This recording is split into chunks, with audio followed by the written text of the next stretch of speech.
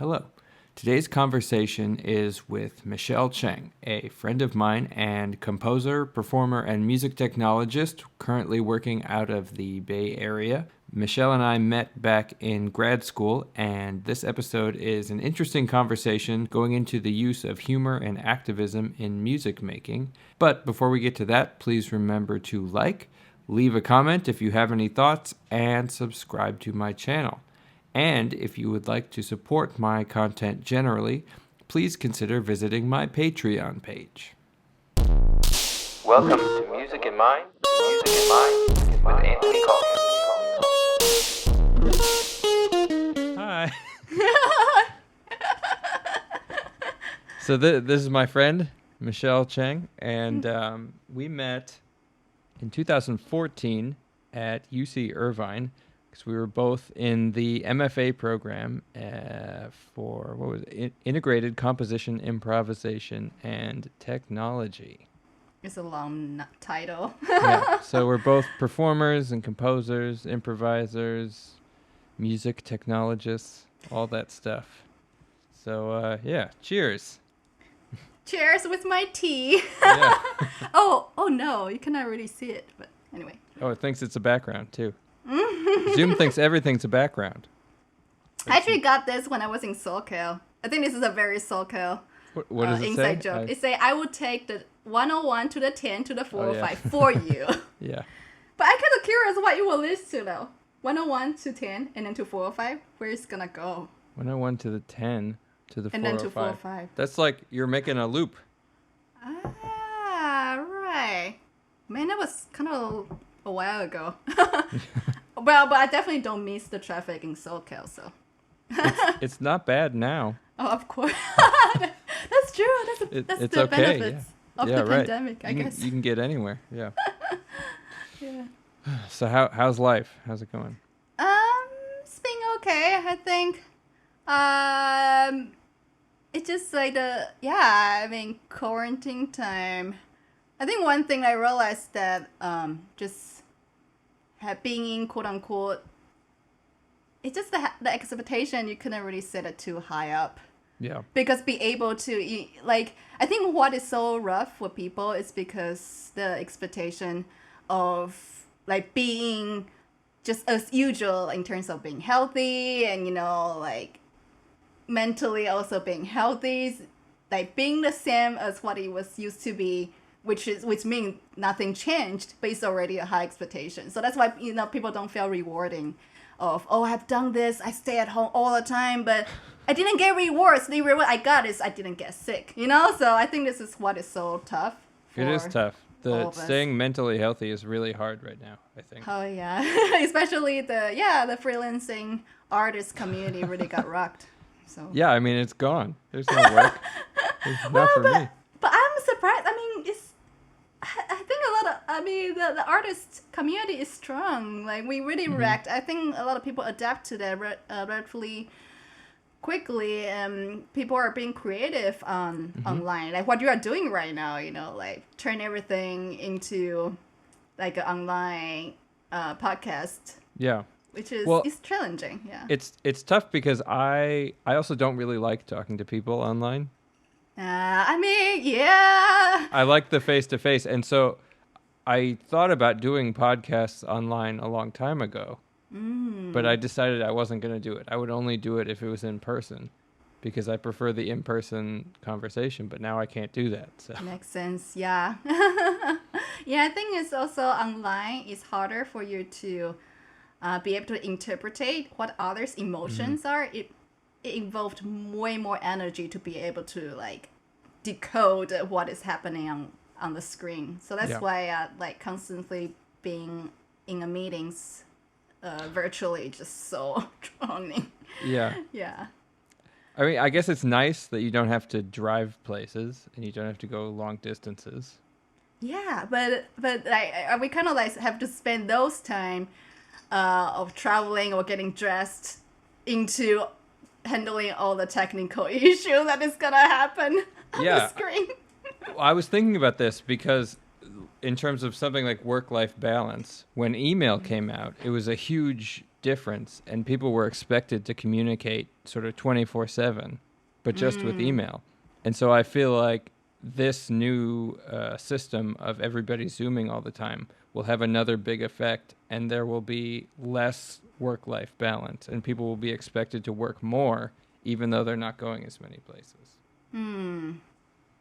Yeah, that's a good point. Maybe. Yeah, I think mean, it I sort of don't know. depends on what's the person's what kind of job they are doing. Yeah.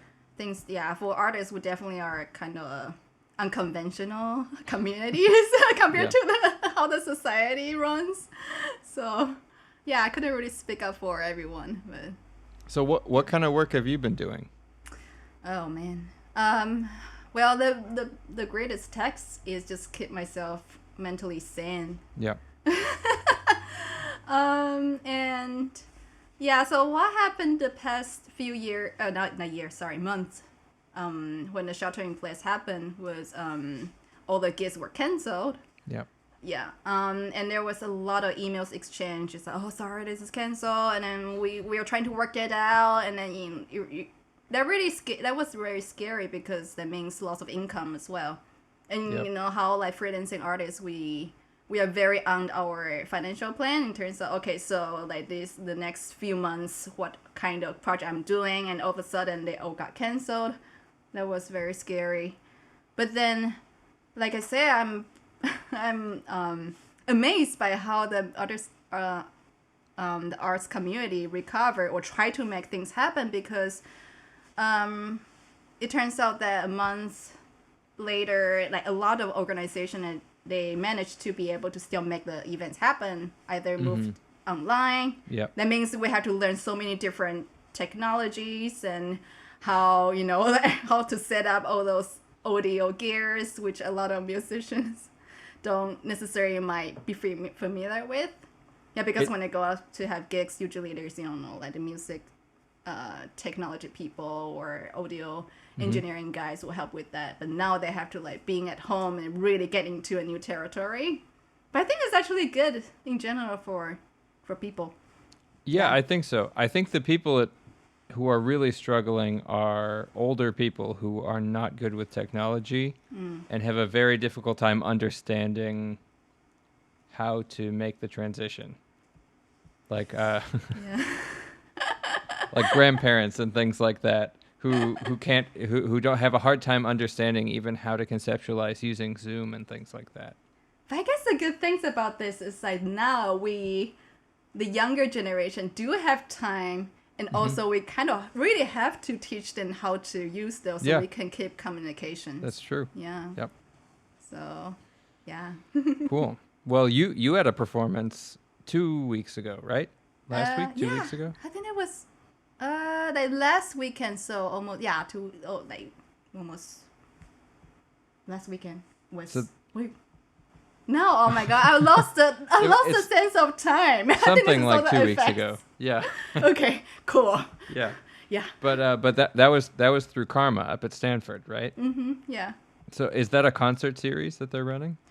Yeah, so every year they have concert series. It's called Karma at Bing. So the Bing Concert Hall.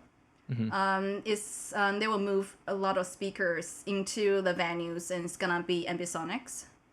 So it's like the whole sphere, like low, middle, right. And then so I did. I presented a piece last year. That was the first time I collaborated with the series. Yeah, and it was also my first time mixing ambisonics, and I just totally fell into that. I feel like I found my new world. Really? Yeah. Cool. I love it so much. And then this year, since everything is canceled and live performance is not happening, so they make it Karma at home. Yeah. And so rather than mixing it into ambisonics, I encoded it into binaural, so we just put on headphones, so you can still feel that the sounds are traveling. So what are you using in terms of technology for that encoding? For this piece, the encoding, I use Reaper. Okay, cool. it's a very yeah, highly recommended. It's a very interesting doll. Yeah. Yeah, they have so many new like plugins that is very cool. Like the ambisonics toolkit is. It seems like it's kind of blowing up a little bit. I got a message today actually on Fiverr. Do you know that site? Fiverr. It's like a freelance. It's like Upwork or Freelancer. It's I just might a know free. it. Okay. It's a freelancing site. But yeah, somebody wanted me to make a max patch that has like ambisonic control. So yeah, I think it's. Check it out. They have very good tutorial online as well. So. Okay, yeah, it's not something I've really looked into. How do you conceptualize it for a score? Like, would you write out a score that would For this piece? for either piece, for the one last year or the one this year? So Two. this, the two pieces, the compositional process was a little bit different. So for last year, I think the common things are both pieces are very storytelling based. So I interview people, and then for last year, I wrote out, I created 6 fictional characters. Yeah, and it was talking about Asian American experience, and it's based on like the people I encountered in my life, or it just a lot of field research in terms of how, especially like young Asian Americans' identity in America today's. Yeah, and originally it was a solo piece for a soprano. So how that works is that the soprano sing while she play with. Actually, I can do this. A puppet. Is Randy? Oh, is it there? Oh no! He keeps disappearing. Okay. Zoom thinks he's a background. Yeah, this is Randy the squirrel. So yeah, I got into puppetry. So the singer sings, and then it's a very challenging piece because she has to turn herself into 6 different characters plus the squirrel. Plus, she has to. So does the singer operate the puppet of the squirrel? Oh, Yes. For those listening, by the way, it's a squirrel puppet. Squirrel puppet. Yeah. Yeah. For anyone not watching, for people listening. Yeah. Cool. So the singer operates the puppet while singing? Okay. While singing, yeah. So different movements, different stories of different characters. So it started with like just an acoustic live concert piece. So for that one, I did have score. Not squirrel. Jeez. Well, you also had a squirrel. Yes. You had both. So I do have the score. Is text score. So yeah, and I have some graphics. It's kind of like graphic notation to help depict some of the effects. And then I was invited to do a piece for the Karma at Bing concert, and I decided to turn that into ambisonics. So I have more like electronic effects and how the sounds is gonna travel. So it's like got into a different mindset. And are the ambisonics reflected in the score, or is that something that happens more live? No, they didn't. I didn't like specify. Uh-huh. Yeah, but so for both pieces, I will write out kind of like the layout of how I want the sounds to travel. It's kind of like a plan. Yeah. Like a draft. Like an architect. Yeah. So yeah, but I didn't. So for the second piece for this year, Sings is also it's like a piece that I written for not necessarily written, but it's for myself to free improv to do improv. So yeah, I didn't really write out anything. I just that was also so I started the idea of building the board, and originally it was for another concert that also got canceled. It was actually the very first concert. This was the board you used for your piece a couple weeks ago. Yes. Okay. But that was supposed to be in another concert that was in early March, but that was right when things shut down. So and then I just like why not just turn it into a piece? And I have been wanting to do a piece about like very just real intimate stories about women, especially young women. Yeah. And so I talked to 3 of my friends and just asked them to contribute the story. So one of them she'd pick a day to record her, quote unquote, a normal day with her newborn baby. So that was one of them. And another person contributed her diaries from years ago when she was working. Back then, she just graduated from undergrad and she was teaching math to high school students, and like and living in the Bay Area, which is getting expensive. Like how she balanced her life between jobs, and I guess I figure things out. Yeah, I think I remember her voice today. Yeah. Her voice is so what is the term? Complementary with the electronic sounds. I feel like they're blending so well. I think so. Yeah. Yeah, it was. Yeah. I think it was a really powerful piece and a good performance. It's. Yeah, thank you. Yeah. So Doyen Diaries. Doyens. Yeah. Okay, cool. And then that's on your YouTube, right? So people can watch it. Yeah, the one on YouTube right now is stereo mix. I'm planning to upload the binaural version. So if they have headphones, they can get a good sense. Yes. Yeah. Very cool. Sweet. Well, that's exciting that you're working on that. You sent me a video a couple yesterday maybe. And what was that, a lecture that you gave? It's not a lecture. It's part of it's part of a symposium that got canceled, but then they managed to, still make it happen. Yeah. So they turned everything into virtual presentation, and I think we just record our presentation into a video, or there was one. Yeah, I think everything was pre-recorded. Yeah, for that symposium. I know some of the symposiums or conference that's gonna happen. They might do real-time live panel discussions, but I think most of them are pre-recorded, like the case that just happened. Yeah. Well, so you say something at the beginning of the video that I love. So you say when people laugh, they listen. And I feel like that's so powerful. It's why I love stand-up comedy. Because I feel like comedy, it's such a good way to talk about things that are powerful or true to you. Yeah. I think because when it's like when humor is happening, and also especially the stand-up comedy, it might sound like, oh my god, that's mean. It might be like mean, but there's definitely a lot of most of the time there's a lot of social messages behind that. But when people are laughing at it, they kind of create a safe space for them to be able to actually examine the issue in a distance, so they don't feel like they are put under the spotlight. Right. But they can have a safe space to reflect what was behind the joke. So, yeah.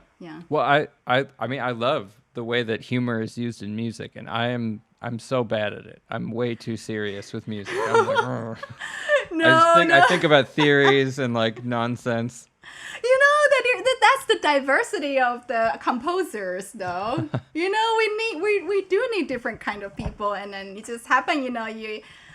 Serious music is what you're good at, and it's what your interest is, and and I'm just turning to but humor is better. I don't know. Serious is dumb.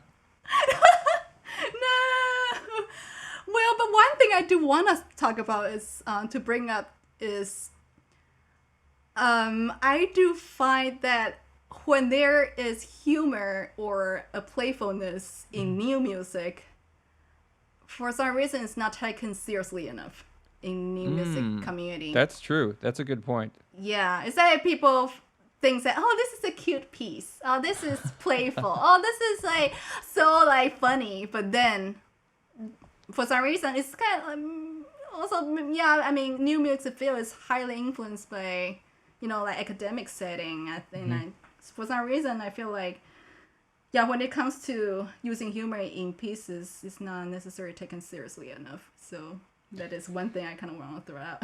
It's a little weird because if you're joking, you don't want that to be taken too serious. Like, a joke isn't necessarily serious. Right. But at the same time, there's this idea where just because you're joking about one thing or in one way doesn't mean that there isn't a serious point around it. And That's so I very think true. there's this problem where if there's a joke, you dismiss the whole thing as not serious. Mm-hmm. But like your squirrel or something like that. I don't know how serious the squirrel is. He's freaking serious being an asshole, but Well, that's cool. There's that whole history of puppets being rude and mean. yeah. And the person is, hey, don't say that. And the puppet.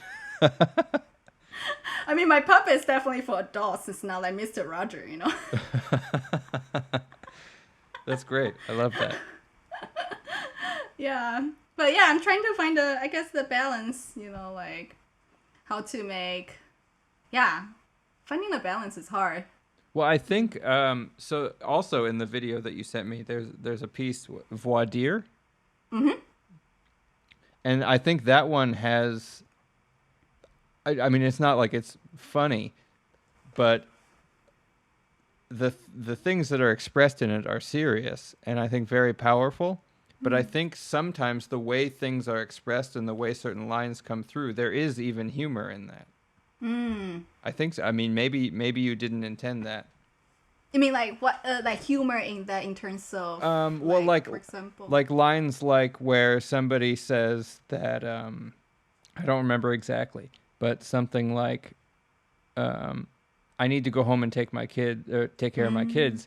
But the babysitter's always there, or something like that.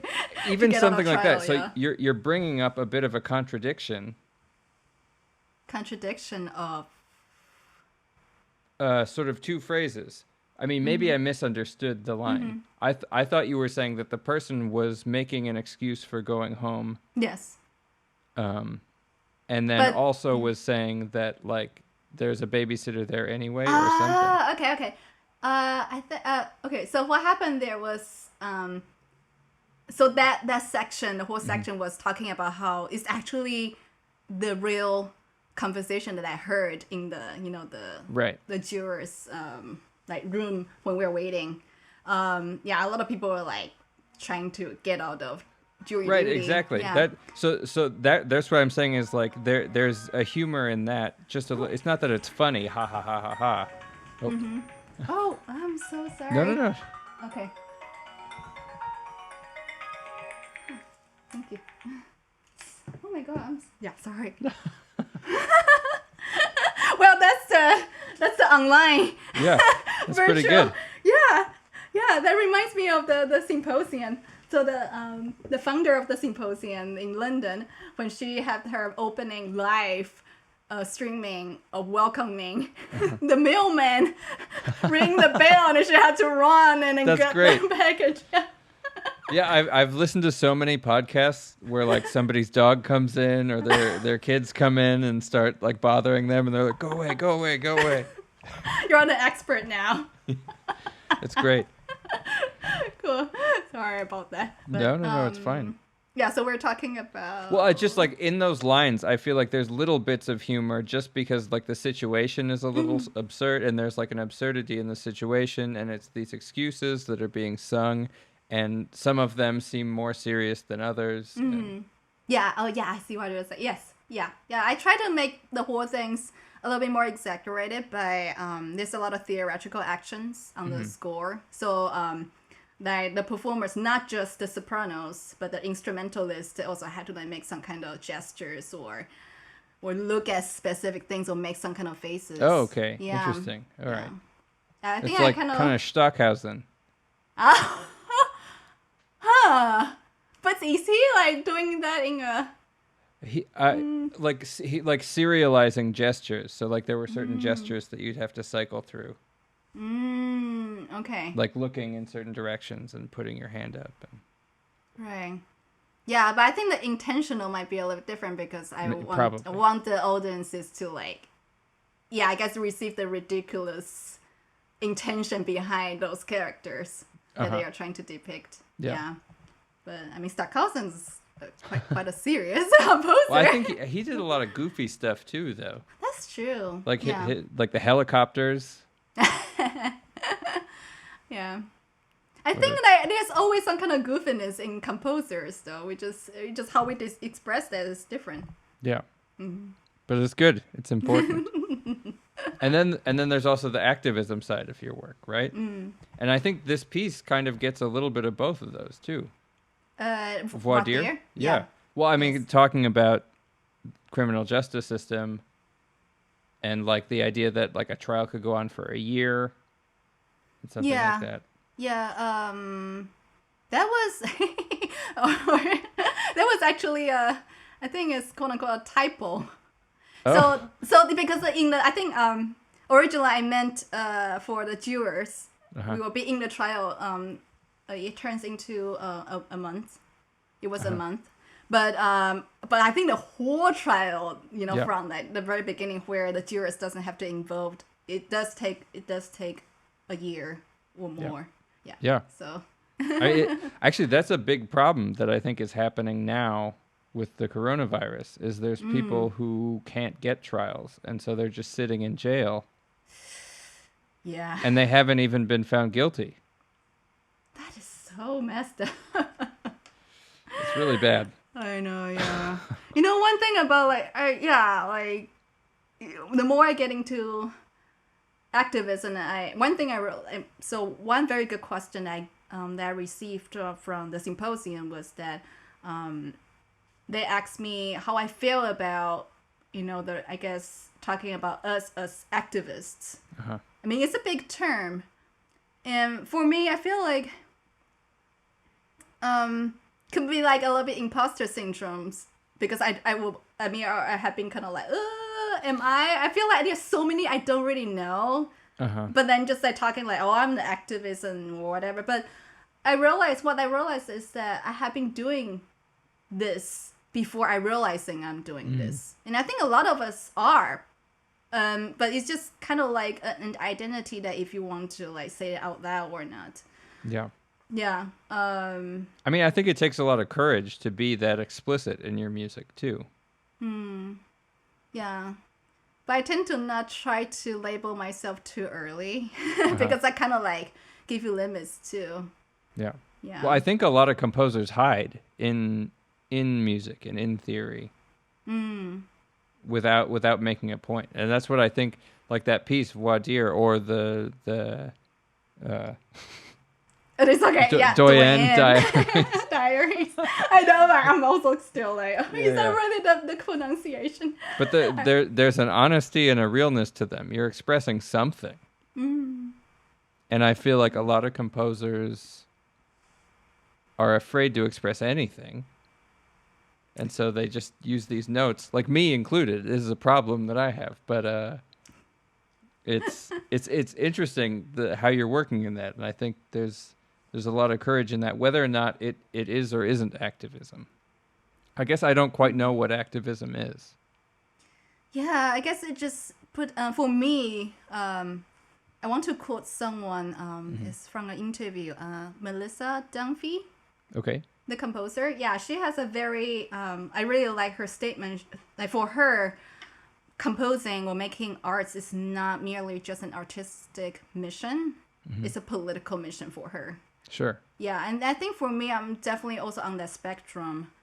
I have very clear intention in terms of what I want my audience to receive. So what happened to me, I think there are two different ways of when it comes to compositional approach. So one is that what you have, this is a tool, so that it could be like theories, or it could be a new like electronic device, or like some kind of new sounds or orchestration technique that you found, and you try to produce something out of that. Right. But there's another spectrum, which is what kind of stories or what kind of intention you want the piece to come across, and then you look back to see what kind of tools you need.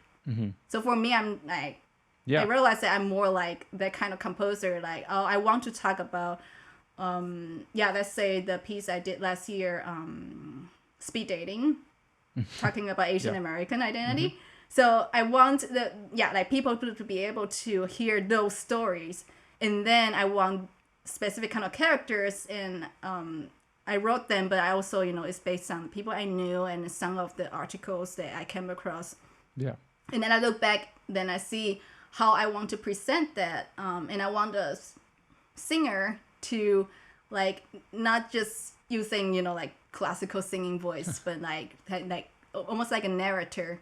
And how can I expand that theoretical parts is having a squirrel, which is like I say, it's like an asshole, like really be able to say something like right in front of your face. But it's such a contradictory character. It's like, this is so cute, little squirrel, but he's so mean. It's wonderful. Yeah, and and so people are like laughing, but like at the same time, it's kind of like it might be a little bit like embarrassed laugh, but they are still laughing. That means, so it's that means that they're, like I say, they listened to it and also found it like how ridiculous it is, but it really, I guess, like I say, create a safe space for people to, to think about stuff. Yeah. Well, so going along with that, a question that I've been thinking about a lot lately is the relationship of a composer to the audience. Yeah. Right, because there's like the sort of Babbitt idea of like you compose and it actually doesn't matter what your audience is. You're composing for the practice of composing. And like there could be no audience and it doesn't matter at all because that's not what the purpose of composition is. Or there's like the other idea that you're trying to convey a message, like what you're saying. So you think about a message that you want to convey or something that you want people to understand. And then you think about the tools that you need in order to do that or convey it in the way that you want. Yeah. So I don't know. It's a problem and a question that I wrestle with, and it seems like you're sort of on a little bit you do think about how your audience will take it, but also at the same time you're not writing music like Taylor Swift. They're more for commercial purpose. Yeah, that's another story. Right, but that's like 100% audience. Like what will everybody listen to and like eat like candy all day long? Yeah, that's Whereas true. your music, I think, is also challenging the audience. So you want them to understand, but also you're challenging them to go somewhere that they wouldn't necessarily go on their own. But one thing that I am aware of, and the thing is also, it's just challenging in general for composers who are writing, like pieces that would have political or social messages behind, is that different, like who are your audiences is also a big deal. Because I'm aware that up to this point, most of my audiences are from a specific kind of community who, might be, have the privilege to have enough education to be able to understand like the stuff, and they they're already kind of they're already in the same filter bubble. So this is gonna be people, I'm sure that hopefully that people do get something from the piece, but what I want to do is how I can even expand that to reach out to people who might have a different view of like what I try to say, I mean politically or just some kind of values. And also like for me, I know this kind of pieces, if I perform that in Asia where my families are, they're not gonna get it at all, because there's like a huge cultural differences, and I can see that they will come across very rude, very irrespectful. They wouldn't like the squirrel. I think they would like the squirrel, but they were expected to be less mean. Okay. Or I don't know. And just Asian Americans and Asian experience are totally different, so it's not gonna work there at all. Like my intention will totally fail. So, I mean, is there music like that coming out of academic culture in say Taipei or other major city centers in East Asia? You mean like in academia? Yeah. In Taiwan? I would say Taiwan is definitely on the liberal side of, and it's also when it comes to artistic creation. Yeah, I mean, I left I went here 6 years or 7 years ago, and I think during the past, which is almost a decade, and in the past few years, it really have so many, like, I would say super cool projects when artistically or creatively, and then there's a lot of interdisciplinary collaboration Right. that is happening there.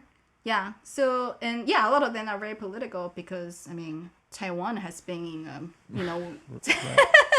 so I think we do have like a liberal and safe and open space for arts and then for people to talk about their thoughts. So yeah, it's a big thing there. But it still doesn't mean that people might understand the piece and then interpret that in the ways that I expect it's gonna be. Yeah. Sure, that's interesting. So would you say that your work at the moment is geared more towards Western audiences? That's a very good question. I would say for people who have living experience in the Western world. Doesn't matter like their racial background or Right, of course. But yeah, I mean this is where I am based in right now, and I do want to contribute in terms of how to make the world better with my whatever I can do. And I realize that I like storytelling, and I want to talk about stuff. I don't one thing that I'm very aware of is I don't want to like make the piece in a condescending way. It's almost like, oh, let me educate you something. This is how it should be, and this is fucked up, Yeah. I'm more like, true. I want to like collect as much as It's hard. perspective as That's a possible. hard balance, though. I think it's easy to come off that way. I think that there's a lot of like pop musicians and folk musicians, and I think a lot of them fall into that sort of let me educate you kind of condescending feel, even if they don't mean to. Yeah. But I say, I think there's so many different type of artists, and I think all are needed though, because that, like I say, so let's say we are on this spectrum, and there are another spectrum of people that totally will not agree with us. And then, but how we communicate is, I mean, there are like two like extreme ends, and I think for me, I'm trying to communicate with people who are more in the middle. So when it comes to maybe like a little bit like slightly right, slightly left, or a little bit like more right, more left, but I don't think I'm able to really like communicate with people in the far right or even people on the far left. Yeah. Yeah, So- I mean, actually, I feel similarly. Well, because you'd mentioned before wanting to maybe expand to be able to have your music reach people maybe outside of the university and outside of the system at the moment. Yeah. Is there a direction that you want to expand your audience into? Is there a specific group you want to reach more?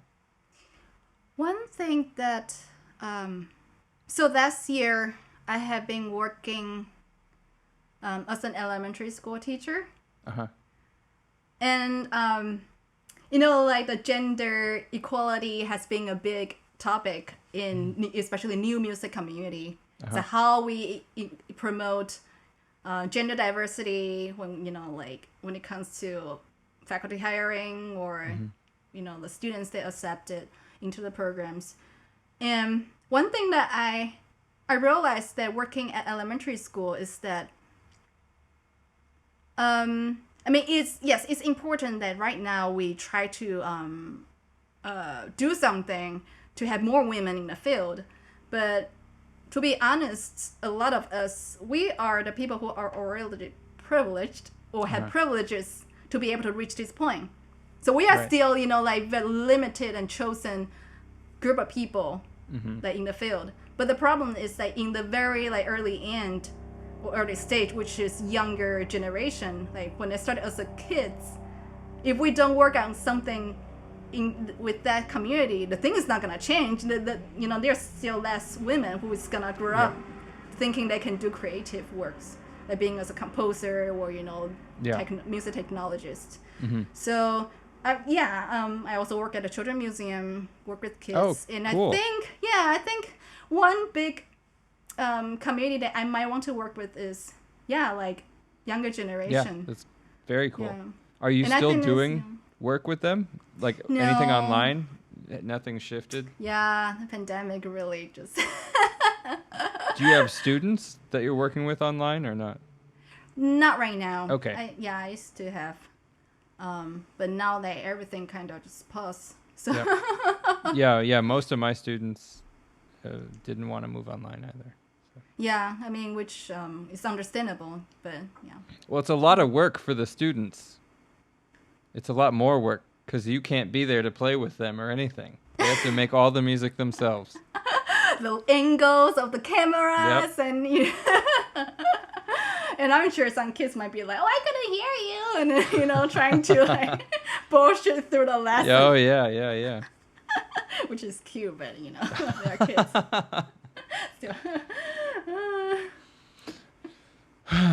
So, So what next? Do you have any plans, any projects coming up or anything like that? oh wow. I have. I'm kind of like I have several different kind of projects that are very different. So, let me think. Yeah, some of the project is just the stuff that I wanna try or do, which I kind of like really get into ambisonics mix. They kind of, I guess it's like my personal projects and just like thinking about what's next as a composer. But I have some other commission projects. One that is gonna premiere tomorrow. Oh. That is for it's a trio piece. Is it public? Do it.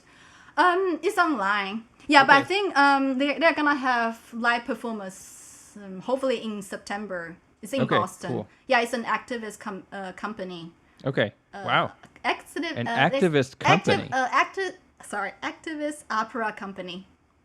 Ah, okay. Yeah. So they commission new opera pieces that are sort of politically So what driven. I do is every year they will have a main stage opera, and they will have a community project and commission 10 composers to write for lyrics written by usually like immigrants, and people with diverse backgrounds. Okay. So cool. yeah, they definitely align with my values in terms of I want to contribute to the diversity of the community, and I want I'm very happy to be part of that project. But it's a commission project, so it's definitely specific duration, specific kind of instrumentation. Yeah. But that can be good. Sometimes the limits help your creativity. Yeah. Too. Yeah. And some other commissions, they are very specific when it comes to musical styles. So one is for string orchestra with cool. harpsichord, and they are their styles is in Baroque music. Wow. Yeah, and then the ensemble has been doing they're using classical music language, but they combine that with Taiwanese folk music. So it's like a marriage of two different cultures. Interesting. Yeah. And so then So is I'm harpsichord popular in Taiwan? No, not necessarily, but it's but for a few music departments they have I guess what is the term for is that ancient music studies or like early music? Yeah, early music, yes, not ancient music. Sorry, early music. So yeah, they do some they have a harpsichord or even like organ, yeah, but not too much of them, because also like the climate is not necessarily friendly for fragile instrument like this. So have you written it? Is it the string orchestra piece with the harpsichord? Yeah, you finished it? Not yet. I'm still working on it. I see. Yeah, but that is like another project that is even more specific when it comes to styles. Yeah, and another. That's exciting. Yeah. So, yeah, trying to keep myself busy. Yeah, and I'm very grateful that like during the times of crisis that like the ensembles, they survive, and they we do work hard to like try to make things happen. Yep. Yeah. Yeah, and then we have our thing with Shiwei Wu and Michael Matthews. Michael Matthews. Yeah. Yes. hopefully we'll have a quartet performance sometime pretty soon. Yeah. That'd be fun. Cool. Well, do How you want about to? you? What? Like, how about you? Well, I project just I just finished a piece for orchestra, which That one is I very don't even know cool. why I wrote it. I was just like, I don't have a piece for orchestra that I ever finished. I kept starting pieces for orchestra over the last 10 years, and I'd write like 2 minutes and I'd stop. Well, And that's kind of like what composer. Where I have so many pieces is just unfinished and just yeah, sitting there. yeah. I have like 20 pieces for Oh orchestra in this wow, folder that's that I pretty just good. never finished. So I was like, no, I'm gonna do it this time. I'm gonna write a piece for orchestra. Yeah, you know, like a few years ago, I had also like in this situation, it's like, oh, I want to write an orchestra piece, Yeah. even though I know it might not get performed, and I went a little bit crazy with that because it's I tried to do experimental music theater with a whole orchestra, which is Wow. really crazy, and I mean That's big. technically it's very hard to like make it happen, but then I got into a festival in the Netherlands. Luckily, that happened right before everything shut down, so that did happen. So I went to the Netherlands and collaborated with a huge mix ensemble, and it's That's almost like amazing. an orchestra. So that I actually do a little bit of what I want to try from the piece years ago into that, and then that was kind of scary. But then but you worked. That's So, amazing. you never know when things Yep. is gonna, pop down, and then you're ready, and then you can be like, Yeah, oh, I we'll have see. done this, I have this Yep. mindset, and I want to try this. Yeah. Well, So. and I submitted it to Kaleidoscope, so we'll see.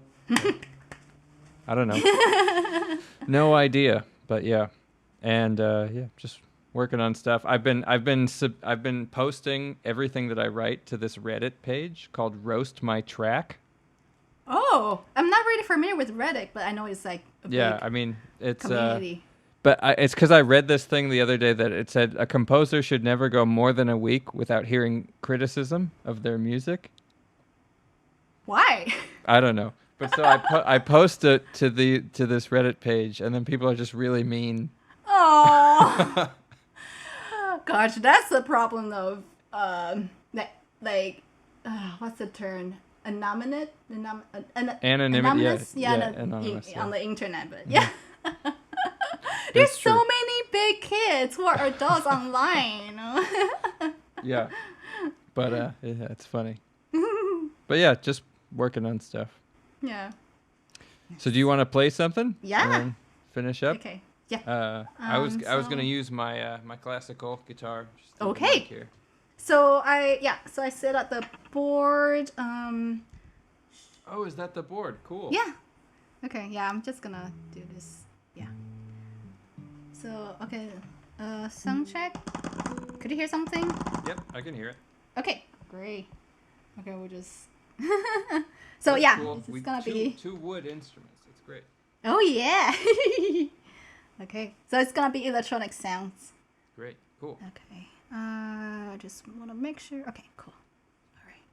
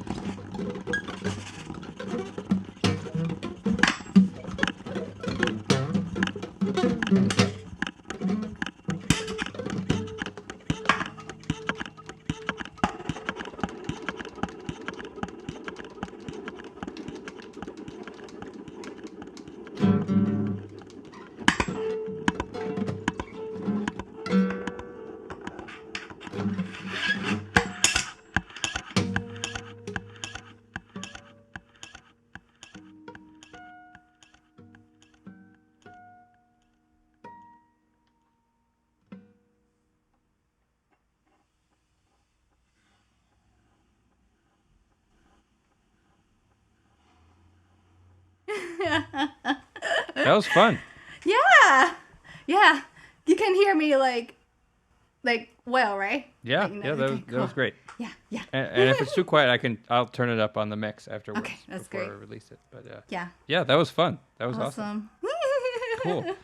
Cool. Yeah, well, thanks for doing this. And Yeah, thank you so much for having me. I think I'll probably have it up. I'll put it up next week because I released the one with Jordan today, so I'll put it up next Monday or Tuesday. Yeah, I haven't got a chance to check it out yet, but I will. Okay, sounds good. All right, well, thank you. All right, thank you. Thanks for listening or watching, depending on whether you are on YouTube or listening to the podcast stream. Please remember to like, leave a comment if you have any thoughts, and subscribe to my channel. And if you would like to consider supporting my content generally, please remember to visit my Patreon page. Thanks. Bye.